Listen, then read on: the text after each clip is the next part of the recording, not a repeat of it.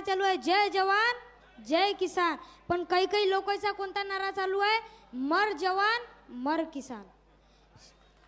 जवान सीमेवर मरून राहिला, जवान सीमेवर मरून राहिला आणि शेतकरी हा शेतात मरून राहिला. शेतकऱ्यांच्या मालाला भाव येत नाही आणि काही काही नेते सांगतात इलेक्शनाच्या वेळेस की तुमचा सातबारा आम्ही कोरा करू कोरा करू कोरा करू, पण इलेक्शन झाल्यानंतर खुर्ची पक्की झाल्यानंतर हे सांगतात की आम्ही बोललोच नाही, आमच्याजवळ कर्ज माफ करायला पैसेच उरले नाही. म्हणून शेतकऱ्यांचं कर्ज माफ झालं पाहिजे यासाठी बच्चू भाऊ आपल्यासाठी लढत आहे. ह्या इथे लोक उपोषणाकरिता बसले आहे, कोणाला गरज नाही की इथे येऊन बसायची, पण कोणासाठी लढते बच्चू भाऊ, कोणासाठी तर शेतकऱ्यासाठी लढत आहे. शेतकऱ्यासाठी लढले पाहिजे. या भारतातला जवान सीमेवर गेला, सीमेवर गेला.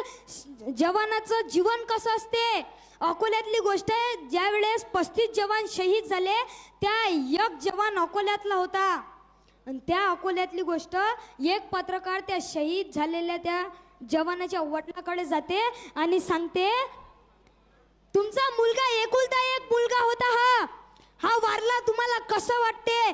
त्यावेळेस त्या जवानांनी त्या शहीद झालेल्या जवानाच्या वडिलांनी जे उत्तर दिलं ना ते लक्ष देऊन ऐका.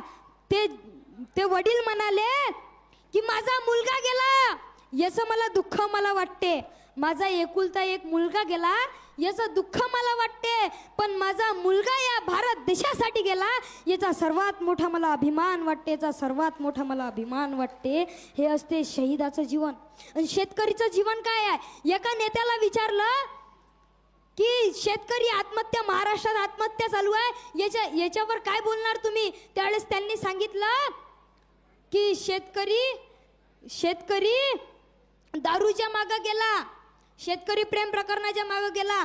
तोच पत्रकार त्या शेतकऱ्यांच्या मुलाजवळ जाते, मुलांना सांगते एकाने असं असं म्हटलं. त्यावेळेस तो मुलगा उत्तर देते, साहेब बरोबर आहे, माझा बाप प्रेम प्रकरणात मेला, पण कोणावर प्रेम केलं, कोणत्या मुलीवर नाही, कोणत्या बायांवर प्रेम केलं नाही, तर वर्ष झाले त्या मातीवर प्रेम करत आहे माझा बाप शेतकरी.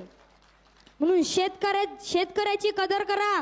शेतकऱ्यांनी जर काही सगळ्यांना हात जोडून विनंती, शेतकऱ्यांची कदर करा, कारण शेतकऱ्यांनी जर काही पिकवलं नाही तर आपण कोणता पैसा खाणार नाही आहो, आपण कोणते माती दगड खाणार नाही. म्हणून हात जोडून विनंती.